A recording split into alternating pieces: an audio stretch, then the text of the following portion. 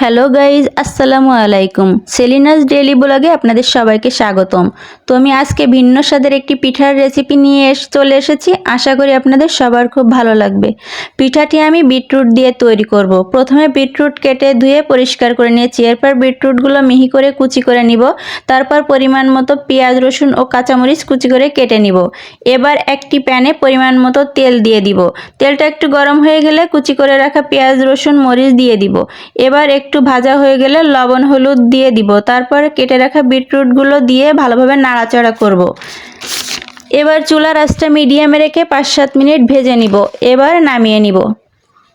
এবার পিঠা তৈরির জন্য আমি আগে থেকে আটা মুথে রুটি তৈরি করে গ্লাসের সাহায্যে ছোট ছোট শেপ দিয়ে রেখেছি।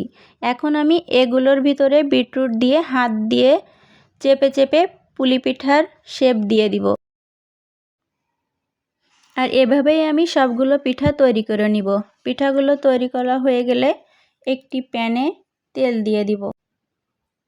এবার তেলটা গরম হয়ে গেলে পিঠাগুলো দিয়ে সুন্দরভাবে ভেজে নিব। সবগুলো পিঠাই কিন্তু আমি লো আঁচে আস্তে আস্তে উল্টিয়ে পাল্টিয়ে ভেজে নিব। ভাজা হয়ে গেলে নামিয়ে নিব। এবার পরিবেশন করব। আর দেখুন গাইস, পিঠাটা দেখতে কেমন ক্রিস্পি হয়েছে।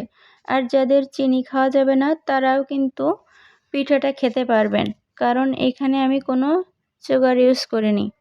ভিডিওটি আপনাদের কেমন লেগেছে অবশ্যই কমেন্টে জানাবেন। আসসালামু আলাইকুম।